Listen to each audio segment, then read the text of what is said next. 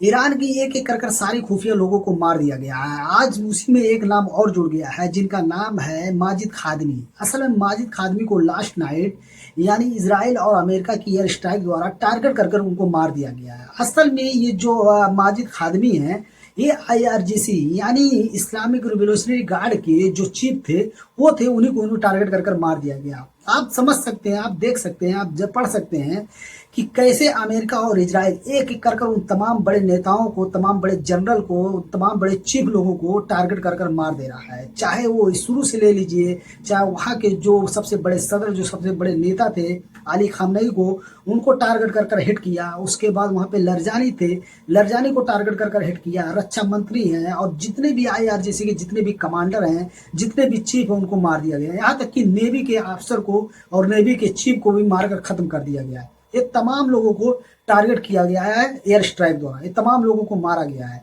लेकिन आप समझ सकते हैं, क्या इन तमाम लोगों को मारने के बाद में अमेरिका और इजराइल क्या अपना फतह ईरान पर पा सकता है कि नहीं पा सकता है? ये आने वाला वक्त बताएगा। और क्या ईरान वो इस लेवल पर आकर खड़ा हो गया कि वो अपनी साख बचा सकता है, वो अपने लोगों को बचा सकता है, वो अपनी जमीन को बचा सकता है और अपनी सत्ता को बचा सकता है? लगातार ट्रंप आए दिन वो 24 आवर्स के अंदर कई बार ऐसे बयानात, प्रेस कॉन्फ्रेंस करते हैं, रिपोर्टर्स के, एंकर्स के, जर्नलिस्ट के सवाल का जवाब देते हैं। वो लगातार ये कह रहे हैं कि हमने जीत कर ली है, हमने वहां पे सत्ता परिवर्तन कर दिया है ईरान के अंदर। लेकिन सच्चाई इससे उलट है।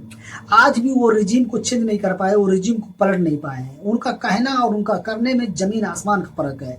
और यही बात नेतन्याहू भी कह रहा है। नेतन्याहू भी लगातार कह रहा है कि वहां पर जो सत्ता है, जो शैतान की सत्ता है, वहां की जो सत्ता को वो बोल रहा है आतंकवादी की सत्ता है, टेररिस्ट की सत्ता है, उसको चेंज करना बहुत जरूरी है। हालांकि नेतन्याहू ये बहुत दिन से वो अपना सपना पाला था कि वहां पे ईरान के ऊपर अटैक करना है।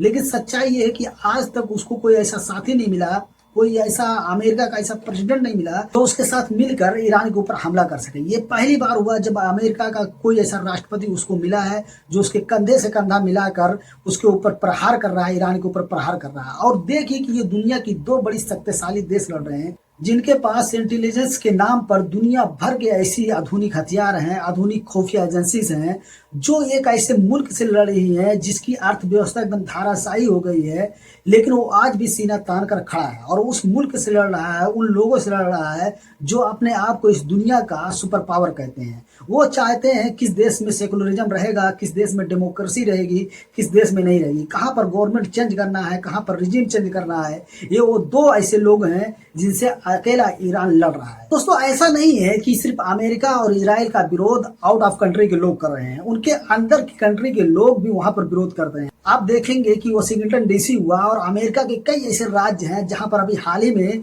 पिछले कई दिनों के अंदर विरोध प्रदर्शन हुआ। और ये विरोध प्रदर्शन इस लेवल का था कि ऑल ओवर पूरे अमेरिका को कवर किया। और यही हाल इजराइल के अंदर का है, इजराइल के अंदर का भी यही हाल है। जो लोग ये सोचते हैं कि ईरान के अंदर डेमोक्रेटिक कंट्री बनाएंगे, डेमोक्रेसी लेके आएंगे, वही ऐसे लोग हैं जो अपने देश के अंदर दमनकारी रवैया अपना रहे हैं।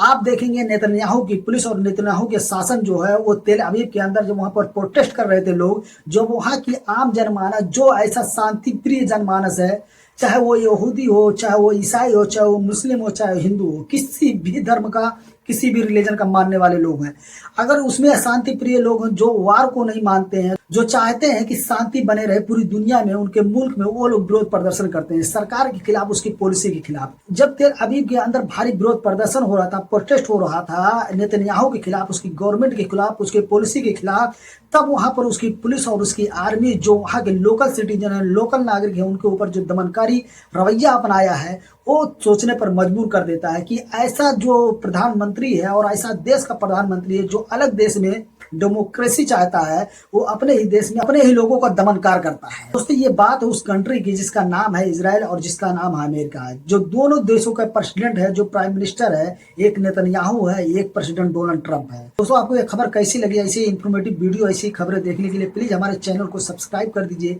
बेल आइकन को दबा दीजिए, कमेंट करिए, लाइक करिए, शेयर करिए। मिलते हैं किसी नेक्स्ट वीडियो में, तब तक के लिए थैंक यू सो मच।